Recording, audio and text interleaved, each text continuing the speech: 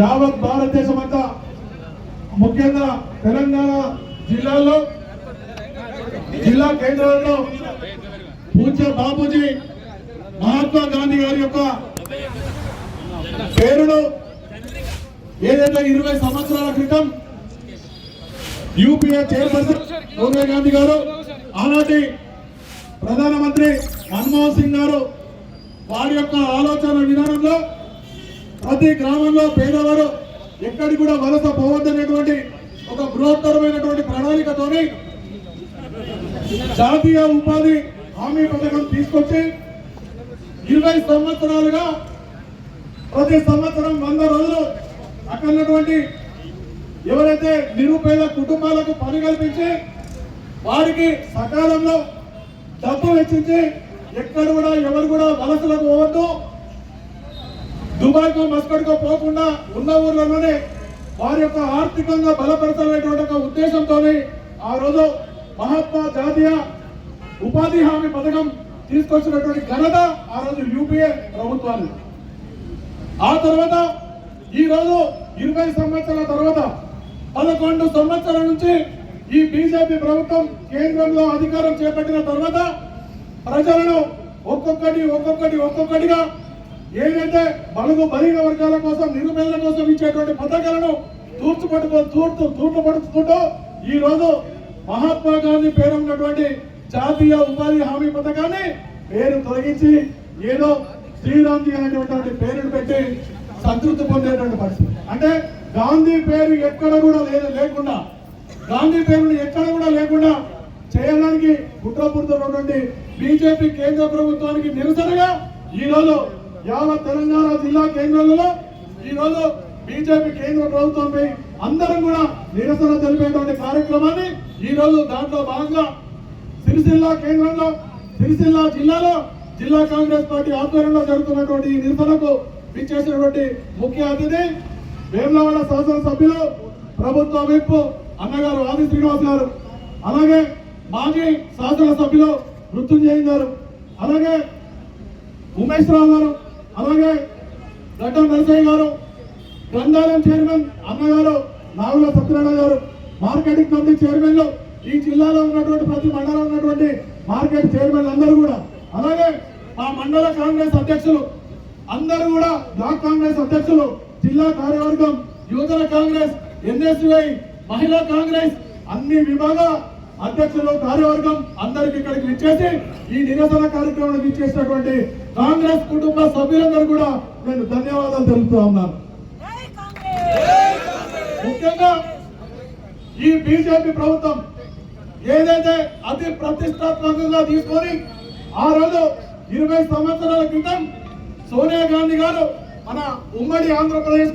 చేసినప్పుడు తీసుకున్న నిర్ణయమే ఈ యొక్క భారత జాతీయ ఉపాధి హామీ పథకం. దీన్ని మెల్లమెల్లిగా తుడిచిపెట్టి ఎలాంటి ఆనవాళ్ళు లేకుండా చేయడానికి బీజేపీ ప్రభుత్వం కుట్రపడతా ఉన్నది. ఇలా ఏ కార్యక్రమాలు తీసుకున్నా, ఇలా ఇందిరా ఆవాస్ యోజన కార్యక్రమం తీసుకుంటే దాన్ని ఇందిరా అనే పేరు తీసేసి ఆవాస్ యోజన అనేటువంటి కార్యక్రమం. ఈ విధంగా రాజీవ్ గాంధీ ఇంటర్వ్యూషన్ అంటే అదే రాజీవ్ గాంధీ గారు పేరు తీసేసి మళ్ళీ వేరే ఏదో పేరు పెట్టడం. ఈ విధంగా ఏదైతే దేశం కోసం తన ప్రాణాలను అర్పించినటువంటి కుటుంబం, తన ప్రాణాలనే కాదు పూర్తి ఆస్తిని కూడా ఇలా మన భారతదేశ మొట్టమొదటి ప్రధాని పండిట్ జవహర్లాల్ నెహ్రూ గారు భారతదేశ మొట్టమొదటి ప్రధానిగా బాధ్యతలు చేపట్టిన ముందు ఉన్నటువంటి వారి ఆస్తిని 98% ఈ యొక్క ప్రభుత్వానికి అప్పగించినటువంటి ఘనత ఉన్నటువంటి కుటుంబాన్ని. అలాగే గాంధీ మహాత్ముడు ఏదైతే స్వాతంత్రం కోసం ఆర్నిసలు పోరాడి భారతదేశ స్వతంత్రాన్ని 200 ఏళ్ల కబంధాస్తాల బ్రిటిష్ కబంధాస్తాల నుంచి విడిపించినటువంటి భారతదేశ స్వాతంత్ర సమరయోధులు ప్రపంచంలో వెళ్ళగా జాతిపిత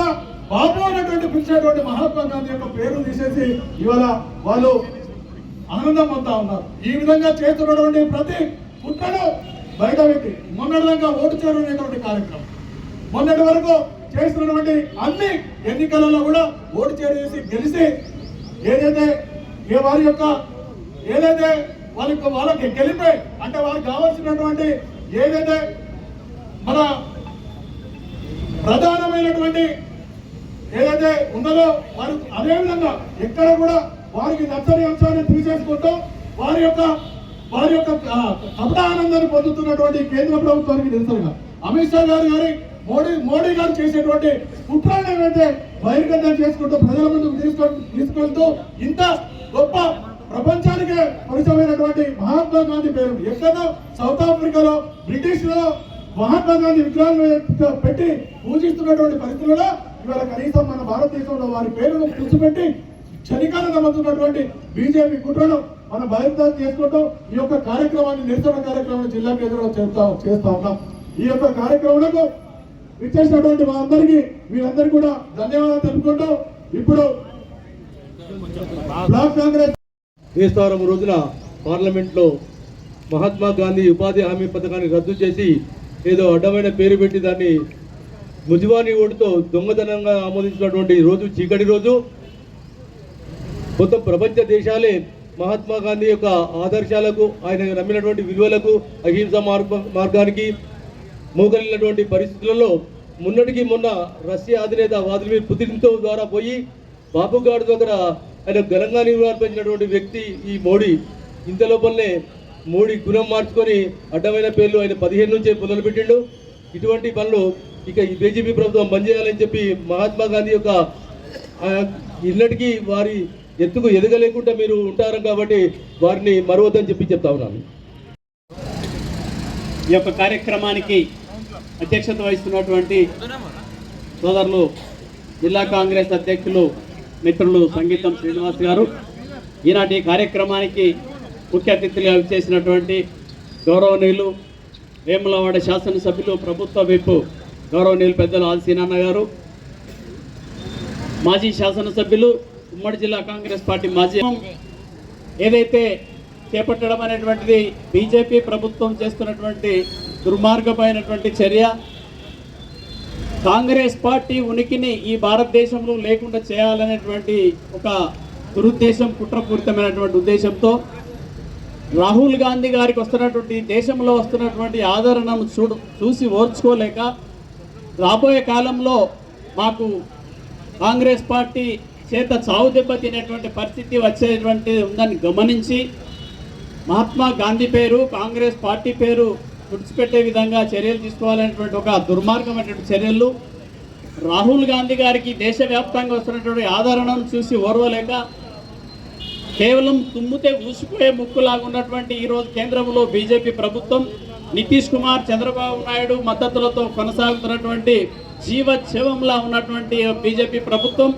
మోడీ ఏదైతే ఉందో ఈ కాంగ్రెస్ పార్టీని, రాహుల్ గాంధీ గారిని అడ్డు తొలగించుకుంటే రేపు మా రాబోయే కాలం అంతా కూడా మాదే అనేటువంటి ఒక దురుద్దేశపూరితమైనటువంటి చర్యల్లో భాగంగా జాతిపిత మహాత్మా గాంధీ గారు వారిని ఆదర్శంగా తీసుకొని యూపీఏ చైర్పర్సన్ ఆనాడు కేంద్రంలో కాంగ్రెస్ ప్రభుత్వం రూలింగ్లో ఉన్నప్పుడు యూపీఏ చైర్పర్సన్ గారు సోనియా గాంధీ గారి యొక్క సలహా సూచనలతో ఆనాడు ఉన్నటువంటి ప్రధానమంత్రి మన్మోహన్ సింగ్ గారి నేతృత్వంలో ఈ దేశంలో ఉన్నటువంటి బడుగు బలహీన వర్గాల ప్రజానీకానికి, గ్రామీణ ప్రాంతంలో ఉన్నటువంటి అందరికి కూడా రోజు మరి కరువు కాటకాలతో అల్లాడుతున్నటువంటి ప్రజలందరినీ ఆదుకోవాలని చెప్పి ఆనాడు జాతీయ ఉపాధి హామీ కార్యక్రమాన్ని చేపట్టినటువంటి విషయాన్ని సందర్భంగా గుర్తు చేస్తూ ఉన్నాం. ఈ జాతీయ స్థాయిలో ఉపాధి హామీ పథకం ఏదైతే కాంగ్రెస్ ప్రభుత్వం చేసినటువంటి కార్యక్రమం ఈరోజు గ్రామాలల్లో ప్రొద్దున లేస్తేనే మహిళలు మనం ఎక్కడికైనా ఊరికి వెళ్తుంటే చూస్తూ ఉంటాం. పొద్దున్నే మహిళలు తట్టలు నెత్తిన వేసుకొని 11:30 వరకు పని, 12 గంటల వరకే పని ముగించుకొని మళ్ళీ ఇంటికి వస్తున్నారు. సగం పూట పనిచేసి వాళ్ళకు ఉపాధి బతకడానికి, వాళ్ళు జీవించడానికి ఉపాధి కలిగించినటువంటి ఒక దూరదృష్టితోని ఈ పేదలకు తరలించినటువంటి జాతీయ ఉపాధి హామీ పథకం మహాత్మా గాంధీ గారి పేరు ఎందుకు పెట్టినప్పుడు గ్రామ స్వరాజ్యాన్ని సిద్ధించాలి, గ్రామాలన్నీ కూడా మరి సుభిక్షంగా ఉంటే గ్రామీణంలో ఉన్నటువంటి పేద ప్రజానికాలందరూ కూడా బాగా ఉండాలనేటువంటి ఒక సంకల్పం అయితే మహాత్మా గాంధీ గారు గ్రామ స్వరాజ్యాన్ని కలలుగన్నటువంటి మహాత్మా గాంధీ గారిని ఆదర్శంగా తీసుకొని వారి పేరు పెట్టడం జరిగింది. ఈరోజు స్వతంత్ర పోరాటంలో అడ్రస్లైనటువంటి బీజేపీ పార్టీ స్వాతంత్ర్యం వచ్చిన తర్వాత బీజేపీ పార్టీ ఎన్నడూ పెట్టినటువంటిది మనందరికీ, మేధావులందరికీ తెలిసినటువంటి విషయం. ఎన్నడూ కూడా మీరు స్వాతంత్ర పోరాటంలో కానీ, దేశం యొక్క పురోగతిలో కానీ, దేశ అభివృద్ధిలో కానీ ఎక్కడా మీ పాత్ర లేనటువంటి పరిస్థితుల్లో మధ్యలో మీ ప్రభుత్వం ఏర్పడిన తర్వాత ఈ దేశంలో కాంగ్రెస్ పార్టీని నామరూపాలు లేకుండా చేయాలంటే ఒక దురుద్దేశపూరితమైనటువంటి చర్యలు ఏదైతే కొనసాగుతున్నాయో ఇది సరైనది కాదు అని చెప్పి తెలియజేస్తూ మహాత్మా గాంధీ గారి పేరు మళ్ళీ పునర్ప్రవేశపెట్టి మహాత్మా గాంధీ జాతీయ ఉపాధి హామీ పథకం యాజిటీస్గా ఉంచాలి. మీరు ఏదైనా కొత్త పథకాలు పెట్టుకుంటే ఆ పథకాలకు మీకు నచ్చినటువంటి పేర్లను పెట్టుకోవాలనేటువంటి ఈరోజు జిల్లా కాంగ్రెస్ పార్టీ ఆధ్వర్యంలో చేపడుతున్నటువంటి ధర్నా ద్వారా తెలియజేస్తూ, ఇంకొకటి కాంగ్రెస్ పార్టీ పార్లమెంట్ ఎన్నికల్లో కూడా రాహుల్ గాంధీ గారి నేతృత్వంలో మా ప్రభుత్వం వచ్చినట్టయితే 100 రోజుల జాతీయ ఉపాధి హామీ పథకం ఏదైతే ఉందో 150 రోజులకు దీన్ని పెంచుతామనేటువంటి మేనిఫెస్టోలో పెంచిన సందర్భాన్ని గుర్తు చేస్తూ ఉన్నాం. తర్వాత అన్ని రాష్ట్రాల మీద ఆర్థిక భారం లేకుండా కేంద్ర ప్రభుత్వం మొత్తం భరించాలనేటువంటి ఆ రోజు మన కాంగ్రెస్ పార్టీ చేసినటువంటి కాంగ్రెస్ ప్రభుత్వం చేసినటువంటి విధానాన్ని ఇప్పుడు 40% రాష్ట్రాలు భరించాలి, 60% కేంద్రం భరించాలి. అది కూడా 125 రోజులు ఏదైతే పెట్టినరో మనం 150 రోజులు చేస్తామన్నాం కాబట్టి వాళ్ళు 125 రోజులు పెట్టారు. ఈ 125 రోజుల్లో కూడా వ్యవసాయ పనులకు 60 రోజులు తీసేయాలనే ఒక ఆలోచన చేశారు. 60 రోజులు తీసేస్తే ఎన్ని రోజులు మిగులుతాయని ఒకసారి ఆలోచన చేయాలి. కాబట్టి దయచేసి సోదరులారా, గ్రామీణ ప్రాంతంలో ఉన్నటువంటి గ్రామీణ ప్రజానికానికి అందరూ కూడా విజ్ఞప్తి చేస్తూ ఉన్నాం. రాష్ట్ర వ్యాప్తంగా మన జిల్లా వ్యాప్తంగా ఉన్నటువంటి కాంగ్రెస్ శ్రేణులు కానీ మహాత్మా గాంధీ అభిమానులు కానీ అందరూ కూడా ఈ యొక్క చర్యను ఖండించి మళ్ళీ కాంగ్రెస్ ప్రభుత్వం రాహుల్ గాంధీ గారి నేతృత్వంలో అతి త్వరలో ఈ దేశంలో కాంగ్రెస్ పార్టీ ప్రభుత్వం ఏర్పాటు చేస్తుంది. రాహుల్ గాంధీ గారు మరి ప్రధాని అవుతున్నారు. ఈ రాష్ట్రంలో కూడా సోనియా గాంధీ గారి ఆదేశాల ప్రకారంగా, రాహుల్ గాంధీ గారి ఆదేశాల ప్రకారంగా రేవంత్ రెడ్డి గారి ప్రభుత్వం ఈ జాతీయ ఉపాధి హామీ పథకాన్ని నిరాటంగా కొనసాగిస్తుంది. మరి దీన్ని కొనసాగిస్తూ ముందుకు సాగాలంటే కాంగ్రెస్ ప్రభుత్వానికి వెన్నుదన్నుగా అందరూ ఉండాలని చెప్పి ఆకాంక్షిస్తూ ఈ అవకాశం ఇచ్చినటువంటి పెద్దలందరికీ ధన్యవాదాలు.